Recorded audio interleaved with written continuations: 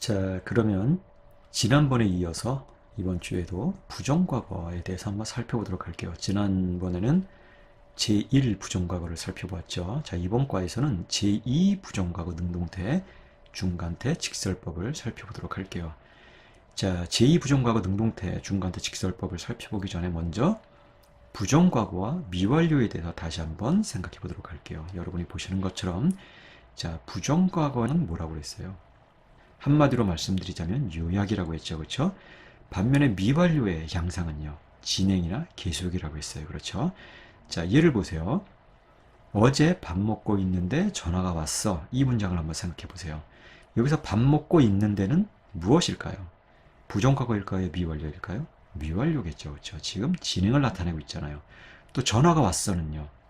부정과거겠죠. 그렇죠? 어떤 사건을 요약해서 보여주고 있잖아요. 그래서 예를 들어서 미완료는 선에 비유할 수 있고 부정과거는 점에 비유할 수 있다는 거예요. 그런데 이 때문에 어떤 분들은 오해를 해요. 부정과거는 여러분이 보시는 것처럼 일회적 사건을 묘사한다. 이렇게 오해하는 경우가 있어요. 그런데요, 진실은 어떨까요? 일회적 사건을 의미할 수도 있고 그렇지 않을 수도 있다는 거예요.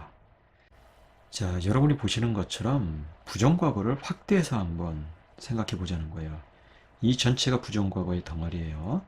자, 부정과거는 이렇게 어떤 사건을 덩어리로 압축 요약해서 묘사할 수도 있지만, 그러나 부정과거도요, 여러분이 보시는 것처럼 시작이 있고, 과정이 있고, 그 다음에 종결이 있는 거예요. 끝이 있는 거예요. 그렇죠? 그래서 부정과거도요, 어떤 경우는 출발을 의미할 수도 있고요, 또는 진행, 또는 반복을 의미할 수도 있고요. 이 베타 등등등처럼. 그 다음에 끝을 의미할 수도 있다. 종교를 의미할 수도 있다는 거예요. 부정과거는 여러분에게 처음 설명드렸다시피 양상이 정해져 있지 않은 거예요. 그래서 부정과거예요. 그러나 문맥에 의해서는 양상이 결정될 수 있다는 거예요.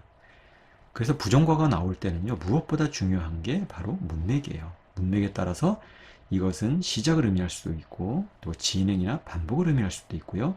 다음에 종결도 의미할 수 있다. 자, 그러면 부정과거 만들기를 한번 살펴보도록 할게요. 자, 제1 부정과거와 제2 부정과거인데요. 제1 부정과거에 대해서는 이미 여러분과 함께 공부를 했어요. 제1 부정과거는 어떻게 만들어진다고 했어요? 여러분이 보시는 것처럼 과거형 줄기에 접두모에 그 다음 인칭 어미가 붙어서 만들어진다 했는데, 과거형 줄기는 어떻게 해요? 동사 줄기에 과거 시제 전미소 사가 첨가되어 만들어진다 했어요. 그렇죠? 그렇다면 제2 부정과거는 어떨까요? 여러분 보세요. 리뽀맨 제2 부정과거는요. 마찬가지로 과거형 줄기에 접두모음에 그 다음 인칭어미가 첨가돼서 만들어지는데요. 제1 부정과거가 다른 점이 있어요. 뭐가요? 연결모음이 첨가된다는 게 다르고요. 그 다음 과거 시제 전미서 사가 첨가되지 않는다는 게 달라요. 그러면 과거 시제 전미서 사가 첨가되지 않으면 이것이 과거형 줄기인지 어떻게 할까요? 어쨌든 과거형 줄기로 부정과거형을 만들어야 되는데, 자, 이때 과거형 줄기는요, 현재형 줄기와 다른 줄기를 취해서 만들어진다. 이렇게 정리를 하면 돼요. 레입 보면 보세요. 현재형 줄기는 레이프예요. 그렇죠? 그런데 부정과거형 줄기는 리프예요.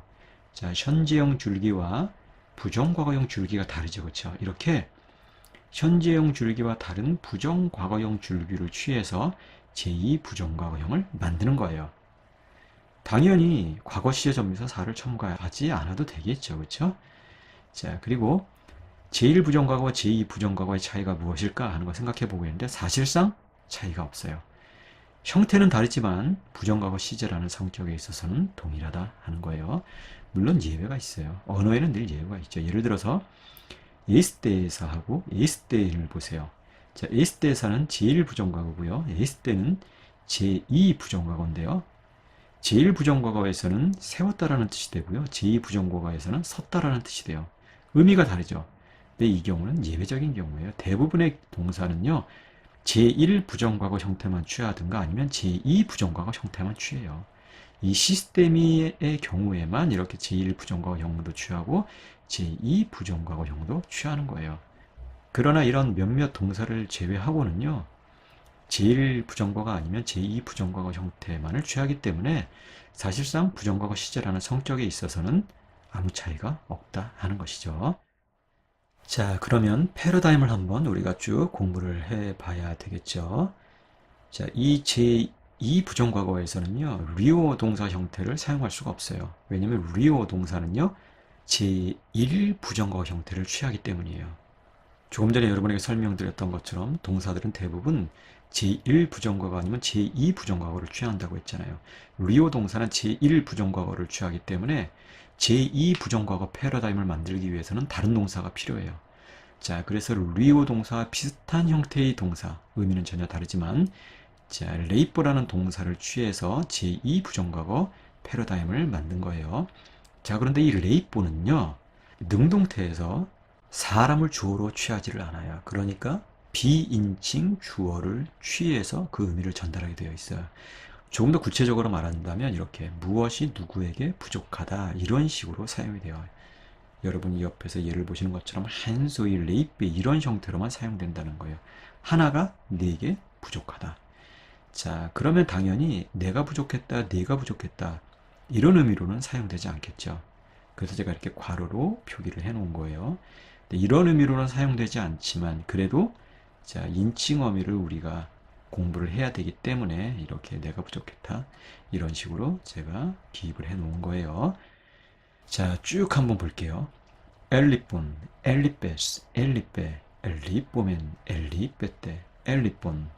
자, 내가 부족했다, 네가 부족했다, 그것이 부족했다, 우리가 부족했다, 너희가 부족했다, 그것들이 부족했다. 하지만 사실상 그것이 부족했다, 그것들이 부족했다 이 의미로만 사용이 된다는 거예요. 다시 한번 쭉 읽어볼게요. 엘리폰, 엘리베스, 엘리베, 엘리뽀멘, 엘리베떼, 엘리폰. 자, 다음은 레이포의 부정과거 중간태를 한번 살펴보도록 할게요. 자, 이 경우도 어렵지 않죠. 그런데 중간태 형태에서는요, 사람을 주어로 취해요.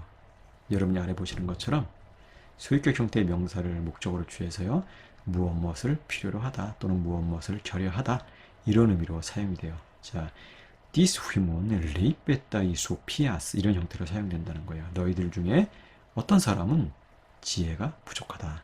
지혜를 결여하고 있다. 이런 의미로 사용된다는 거예요. 여기서 소피아스는 소유격 형태인데 사실상 탈격이라고 할 수 있겠죠. 자, 보세요. 엘리뽀멘, 엘리뿌, 엘리베또, 엘리뽀메타, 엘리베스테, 엘리본토.